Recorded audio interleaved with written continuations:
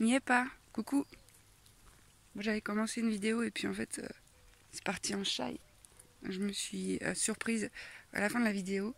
Je ne savais pas que c'était la fin, mais à prendre des exemples un peu plus... Je me suis dit, vas-y, je recommence tout. Ça faisait 20 minutes, mais c'est pas grave. Je pense que c'était essentiel pour en extraire la substance essentielle de ce partage que je veux faire. Ouais. J'aimerais bien aborder aujourd'hui quelque chose qui est d'une complexité incommensurablement grande pour ceux qui n'ont pas les informations et qui n'ont pas la possibilité de comprendre. Et en même temps, c'est d'une simplicité quand tu as compris qu'en fait... Jyoti, Jyoti! Non mais attends, le chien il rentre chez les gens. Je m'épose. Non mais chien tranquille, hein. La porte elle est ouverte de la maison là-bas. Vas-y que je rentre dans la maison quoi. Bah oui, normal. Pourquoi pas après tout? On devrait pouvoir potentiellement faire ça. Vas-y, la fenêtre elle est ouverte là-bas. Je vais rentrer par la fenêtre. Non, c'est pas vrai. Donc, ah oui, c'est très simple une fois que tu as compris le fonctionnement de ce que nous sommes, d'alchimiser, de transmuter ce qui est tien, si tu as acquis suffisamment d'autonomie pour te permettre dans la qualité de la présence de revenir au corps. Bon, je t'explique. On va prendre un exemple, parce que c'est très parlant, les exemples. On va prendre un exemple concret et simple pour que tu puisses comprendre un peu. Alors, admettons, déjà, qu'est-ce que c'est un traumatisme? Pour moi, un traumatisme, c'est un moment où la vie ne se goûte pas dans ce qu'elle est. La vie qui, pour moi, par définition, est amour, lumière, unité, non-jugement, bienveillance, tutti quantix, magnificence. Et à un moment donné, l'être humain, l'humain plutôt, par ce qu'il est, dans son inconscience, a tordu un peu ses valeurs inhérentes à ce que nous sommes, a créé la séparation, a créé la frustration, a créé la colère, et des trucs un petit peu moins jolis. Donc un traumatisme pour moi, c'est quelque chose où les valeurs inhérentes à ce que nous sommes ne sont pas respectées et sont même bafouées.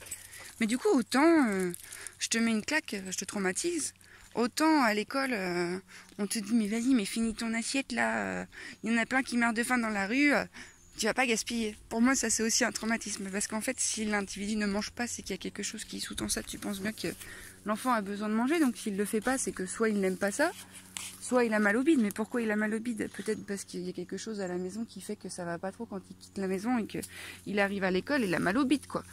Enfin bref. Donc, pas besoin de perdre son père, de se faire violer pour être traumatisé. C'est ça que je veux te dire.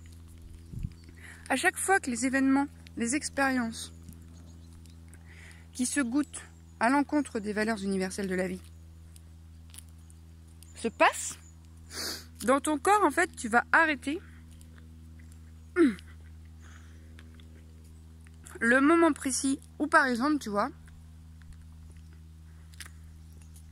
je suis dans la rue, je marche, je me fais agresser par un homme, ou par une femme, qu'importe, je me fais agresser. Je vois juste que l'homme, ou la femme, que l'individu porte une veste rouge. Il faut remettre le cadre, il fait nuit. Et en fait, la personne me traumatise. Mais que ce soit en m'agressant verbalement, en m'agressant physiquement, en m'agressant sexuellement, tu vois. À ce moment-là, où les valeurs inhérentes à la vie ne sont pas respectées, cet événement, je vais l'arrêter avec tous ses contenus. Avec le contenu visuel, je suis dans une rue, l'individu a une veste rouge, la lumière est comme ça. Je vais l'arrêter avec la sensation physique qui émane au moment même où la vie se goûte à l'encontre de ce qu'elle est. Je me sens complètement... On va dire que l'individu me plaque contre le mur et fouille mon sac. Dans ce moment où il me plaque contre le mur, je me sens sidérée, je me sens paniquée, j'arrive pas à bouger, j'arrive pas à respirer. Émotionnellement parlant, qu'est-ce qui se passe? Je me sens mais complètement en panique. Je goûte à l'effroi. J'ai peur. Et la pensée, qu'est-ce que je me dis? Putain, je vais mourir. Peut-être, j'en sais rien, c'est un exemple parmi tant d'autres. Ces 4 contenus que vous avez placés dans la pièce de l'antichambre, là, dans la pièce de l'antichambre. Oh là là, excuse-moi, c'est Matoun. Dans la chambre de l'antivie.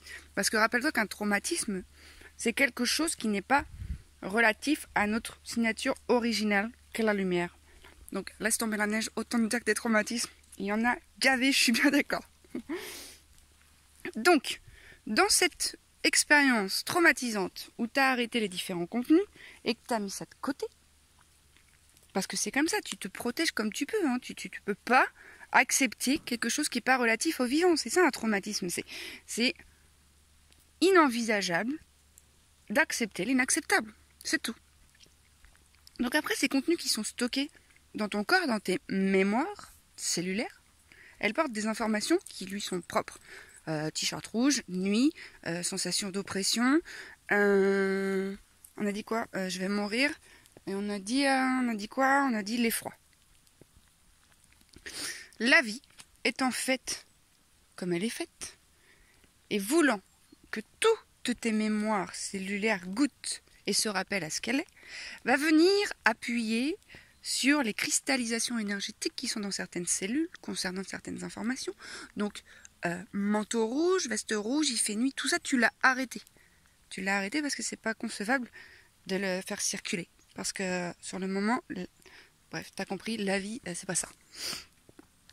Donc à un moment donné, dans ta vie, tu vas probablement tomber sur quelqu'un qui a un t-shirt rouge.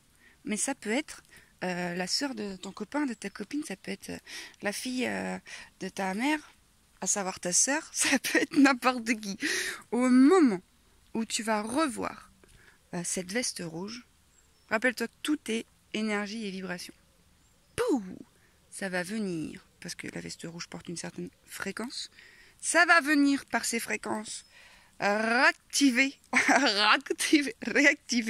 ce que tu portes toi comme information concernant la veste rouge. Donc, d'un coup d'un seul, il se peut que tu réouvres le traumatisme qui s'est cristallisé là, et que d'un coup d'un seul ça aille, et puis que finalement, au vu de cette veste rouge, dans un cadre plutôt sécure, tu te retrouves figé, oppressé, de nouveau, émotionnellement, de l'effroi, de la peur, et peut-être même que tu vas te dire je vais mourir. Et ça, c'est une crise d'angoisse, tu vois. Et en fait, les crises d'angoisse, elles ne viennent pas comme ça d'un coup d'un seul, hein. C'est pas je me réveille le matin et boum, j'ai une crise d'angoisse. Soit tu alimentes des pensées qui font écho à des traumatismes, soit effectivement tu vas vivre quelque chose et tu vas rien comprendre d'un coup d'un seul. Prenons l'exemple d'un gamin qui se serait fait humilier à chaque fois à l'école quand il prenait la parole en public et qui est devenu un adulte qui doit prendre la parole devant un groupe.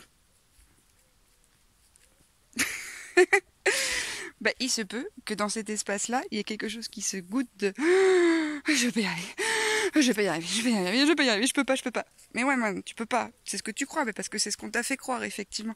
Donc peut-être, l'adulte que tu es devenu, il va mettre un nez de clown ou un masque ou un chapeau, un accessoire pour devenir autre chose que ce qu'il est. Parce que dans l'instant, se recevoir dans cet espace-là, c'est chaud du slip. Et tout ça, en fait, on peut prendre conscience de tous nos mécanismes. On peut s'observer que dans telle configuration, on est plus en tension que dans celle-ci, où on est plus en sécurité. Moi, il y a des terrains où je suis encore en mode « T'approches pas trop, sinon je te mords. » Mais ouais, mais c'est trop ok pour moi de vivre ça. Hein, parce que je sais que là, j'ai l'information qu'il y a... Quand je ressens t'approches pas trop, sinon je mords, il y a quelque chose en moi qui a besoin d'être vu, qui appartient plutôt au passé. Et là, c'est la qualité de la présence. Alors, qu'est-ce que c'est la présence? C'est le retour au corps. C'est pouvoir être en capacité de s'asseoir dans ses ressentis. C'est pouvoir être en capacité de s'asseoir quand je vois cette image et quand elle me ouvre. Je vais te partager quelque chose qui est mien, comme ça va te parler. Puis vu que le but du jeu, c'est de grandir ensemble, voilà, je fais des passerelles, ramène ça dans ta vie et vois ce que ça fait. Moi, dernièrement, de par certaines rencontres qui sont venues me chercher en interne sur un terrain qui était plutôt en mode motherfucker, tu bouges pas, tu viens pas. Parce que, au vu du parcours qui est mien, voilà, je vais me mettre un petit peu plus à nu, au vu du parcours qui est mien. Les relations à l'homme, elles sont compliquées. Elles étaient compliquées. Elles le sont moins. Mais je sais que c'est ma fracture première, c'est mon traumatisme premier, la perte de mon père à mes 4 ans et demi, donc fait que c'est un terrain qui sera toujours sensible. On n'échappe pas à sa structure, comme dirait un grand sage. Mais on peut composer avec et puis s'en affranchir un petit peu quand même. Tu vois, je suis passée d'une blessure qui là se mentait de partout. Ah là, j'ai une cicatrice. Mais si t'appuies dessus, je la sens quand même. Donc faut tranquille. J'ai besoin d'être en sécurité. Bref, de par ce que la vie me propose d'expérimenter en ce moment, donc il y a des énergies masculines autour de moi. Peut-être ça vient me chercher dans ces espaces-là pour me récupérer. Je te dis pas peut-être, je te dis c'est sûr, puisqu'une nuit j'ai fait un cauchemar incroyable, où de toute façon j'ai connecté avec l'information. Rappelle-toi quand même qu'on a préféré mourir parce que mon père s'est suicidé que d'être avec toi, tu vois. Bon, ça c'est l'information que j'ai eue à mon réveil, parce que dans mon cauchemar, en fait, on m'a clairement fait comprendre que j'avais pas ma place dans cet espace, que je dérangeais, que patati, qu'il fallait que je me casse, tu vois. Donc là-dessus, dans mon cauchemar, je me casse, je quitte cet espace et je laisse les gens tranquilles. Je mets des chaussures, mais elles sont trop petites pour moi, donc en fait, je suis là. Ok, mais même ça, c'est chaud du slip, donc je les balance, et là, je me réveille, tu vois, je me dis, c'est la panique, c'est la panique. Ah, je me dis pas c'est la panique, je ressens c'est la panique. Et là je me dis mais en fait, j'analyse un peu mon cauchemar parce que je sais que c'est des informations comme d'autres, tu vois. Et en fait, je me dis mais en fait, on me laisse pas la place. On me laisse pas la place, je dérange. Après je prends un peu d'auteur, c'est je ne prends pas cette place. Je ne prends pas cette place parce qu'il y a quelque chose en moi que ça n'arrange absolument pas de prendre cette place. Et là, ça y est, je fais le chemin. Donc, il y a une information qui peut se montrer. Et là, l'information, c'était clairement, rappelle-toi, on a préféré mourir que venir avec toi. Ok. Alors là, laisse tomber la neige. Là, dans le moment où je reçois cette information, je suis un peu décontenancée, en mode, hostia, encore. Ok. C'était lourd et c'était très dense. Et c'est pas rien cette phrase, putain. On a préféré mourir que d'être avec toi. J'essaie d'ouvrir un espace corporellement de présence pour voir ce qui est. Je vois bien que c'est très dense et très lourd, donc je fuite un peu. Je fais 12 000 trucs. Je vais commencer un dessin en écoutant une musique, en regardant un podcast et en chantant, et en dansant et en faisant un gâteau. Tu vois le genre de truc où je me dis, oula Nénette, je crois qu'elle était en train de... Pouf. Ok. Donc je me dis, non, mais il faut que je me pose, là même dans mon corps, il faut que je me pose. Donc... qu'est-ce que je peux faire si j'arrive pas à me poser seule toute comme ça, face à des grosses informations de la sorte qui remontent? Et ben moi, je me sers de supports qui sont déjà dans la matière. J'ai regardé un dessin animé. Et pas n'importe lequel. J'ai regardé Dragon 2. Et là, pendant Dragon 2, où je connaissais déjà l'histoire, je sais qu'il perd. Mais je sais pas, je vais pas spoiler, mais quand même, tout le monde l'a vu, Dragon 2 ou pas? Il retrouve sa mère qu'il a pas vue depuis qu'il est tout gamin, qu'il a jamais connue. Il perd son père en direct qui le sauve de son meilleur ami. Enfin bref, qu'importe. Et là, je sens que ça y est, c'est venu chercher parce qu'il y a la même résonance en moi. Et là, mon pote, je me retrouve sur le canapé à pleurer, mais pas en mode... Non, j'étais en mode des soubresauts, quoi. Des soubresauts, des tremblements, des larmes, des cris. Je crois que j'ai un peu crié comme un bébé de 6 ans... comme un bébé, en fait j'ai un peu pleuré comme j'ai pleuré, tu vois. Je crois qu'il faut qu'on se rappelle aussi qu'on a cette possibilité de transformation par des cris qu'on nous a réfrénés certes, mais là j'ai laissé faire et c'était plutôt des bruits d'animaux. Mais moi il n'y a aucun souci parce que de par la connaissance que j'ai, je sais que c'est nécessaire, que je suis en train de me faire un cadeau. Donc vraiment, tu vois, j'ai même pas cherché le pourquoi je pleure ou est-ce que j'aurais jamais le droit de... Non, je suis restée dans mon corps et je voyais bien en fait les allers-retours. Dès lors que j'essayais je sentais que l'émotion s'éloignait. Mais non pas parce qu'elle était tarie, mais parce que moi, j'allais pas au cœur même de celle-ci et que je la fuyais. Donc je faisais ça. Et à un moment donné, quand je suis restée suffisamment longtemps là, l'émotion, elle dure 3 minutes, je crois, en vrai. Ça se tarit tout seul. Donc je suis passée vraiment, tu m'as rêvé, je te jure, j'hésitais en plus à filmer pour te montrer et te témoigner en fait comment c'est la transformation et la guérison. Je suis passée dans un état où je pleurais incroyablement, je tremblais, je hurlais, à 3 minutes après en mode putain, allez, première couche de fête. Ok, super, on respire, on est posé, c'est trop beau la vie. Mais pas en trop beau excessif, c'est beau la vie. Et puis après sur une autre scène, rebelote. Ok, mais c'est ok pour moi de trouver des exutoires comme ça. Donc c'est pareil, quand tu sens que tu as la tristesse à toc et que tu n'arrives pas à y connecter, il y a plein de supports qui peuvent te permettre d'accéder à la tristesse. Et après, en fait, c'est tout un travail de sécurisation du corps. Tu vois, moi, de par le chemin que je fais, ben, je sais que c'est la seule porte qui va nous permettre de guérir, c'est le corps. Donc bien sûr, tu vois, mais même quand je suis dans cet espace-là en train de pleurer, j'ai des images qui reviennent, tu vois, de tous ces moments où je me suis sentie trop, où on m'a fait comprendre que j'étais trop, mais c'est des images, tu vois, il faut les laisser circuler, il faut pas s'arrêter. Et il y a une posture qui n'est possible que dans la présence. La présence qui ne juge pas, qui ne cherche pas, mais qui juste est là et accueille. Donc il y a une différence quand même entre conscience, présence, inconscience. Tout ça c'est une seule et même chose, mais il y a des séparations qui se sont opérées et on fonctionne avec 90% d'informations inconscientes. Donc t'imagines comment ça fait beaucoup. Donc ouais, il y a ton histoire déjà qui peut être engrammée dans ces 90% parce que inconsciemment, tout ce qui ne se goûte pas dans le sens du vivant, tu préfères relayer à l'inconscient parce que c'est trop dur, sinon c'est trop souffrant. Il y a aussi tout ce qu'ont vécu tes parents, tout ce qu'ont vécu tes grands-parents. Il y a aussi tout ce qui est sociétalement parlant et présent, énergétiquement parlant, sur le plan quand tu arrives, parce que tout est vibration, hein. Tout est énergie, t'as vu? Tu vas voir quelqu'un qui a une veste rouge, boum, ça va te ramener à ce traumatisme. C'est incroyable, t'es pas du tout en danger en face de cette personne qui a la veste rouge. Mais c'est vibration, et t'as des informations que tu portes qui vibrent sur cette fréquence et qui sont associées à des émotions qui ne circulent plus. Et du coup, voilà, la présence peut refaire circuler certaines choses. Mais va pas croire, hein, la croissance, c'est pas... Mais je sais même pas si c'est confortable le mot. Est-ce que c'était confortable pour moi de pleurer sur le canapé, le seul tout, à trembler mon corps? Bah ouais.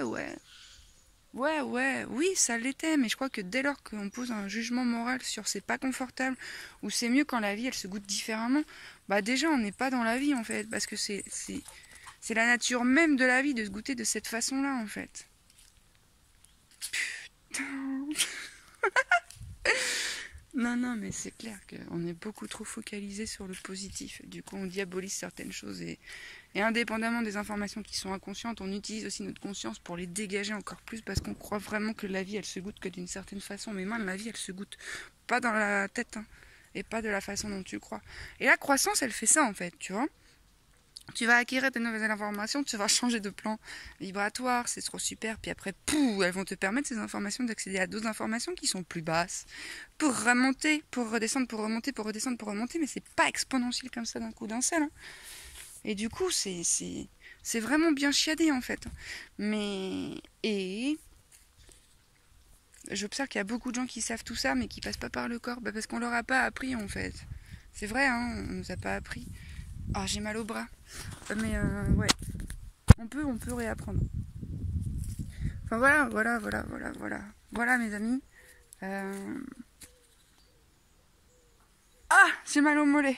C'est ce que j'ai appelé à cœur de te partager ce matin sur l'importance de comprendre comment, en fait, dans ta vie, tu peux être réactivé, déclenché par une situation qui n'a absolument rien de dangereuse, mais qui a une signature énergétique similaire à un événement traumatique que tu as vécu et que ben du coup ça fait écho, hein. C'est sur la même ligne de temps, donc même si tu le vis dans le présent et que ça a été dans le passé, boum, ça vient te chercher, ça te ramène ici et maintenant à ce que tu as vécu il y a très longtemps. Donc bah je sais pas, fais-toi accompagner, je suis là. Non, je déconne. Non mais je veux dire, mais moi franchement si ça tenait qu'à moi, alors qu'est-ce que je ferais? Hein, Nénette, qu'est-ce que tu ferais si ça tenait qu'à toi? Bah, je ferais rien de plus en fait, sinon de divulguer la magnificence. Même si j'en parle pas trop en fait, des méthodes PIT, mais avec les méthodes PIT, mais je ne peux que vous inviter à aller voir le site. En fait, on ne fait que ça, proposer à la conscience, avec la présence qui soutient ça, d'ouvrir consciemment des portes qui mènent vers l'inconscient.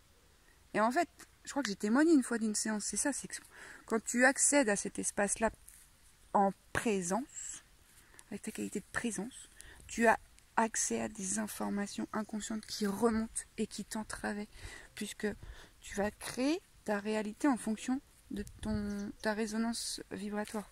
Donc si tu vibres très bas, il se peut que ta matérialité soit pas terrible. Ma socket, tu peux juste t'en saisir pour te dire, ah bah, ok, de ce côté-là ça bloque, de ce côté-là ça bloque, et de ce côté-là ça bloque. Qu'est-ce que je fais concrètement? Mais dans mon corps, pas dans ma tête. J'ai vraiment mal au bras. Je crois que c'était plutôt clair. Je suis pas bien sûre. Bon, t'hésites pas à m'en parler si tu me dis, Céline, j'ai rien compris. Est-ce que tu peux expliquer un peu plus en profondeur, s'il te plaît? Voilà, j'ai aussi un site internet dans lequel j'en parle. Mais je crois que je suis plutôt active sur mon site internet. Enfin bref, moi je préfère en parler comme ça. Bah, je préférais qu'on soit tous là, et puis qu'on s'explique, et puis qu'on pratique. Mais ça, c'est bientôt. Ou je ne sais pas. Mais c'est là en tout cas. Voilà. Allez. Bon courage.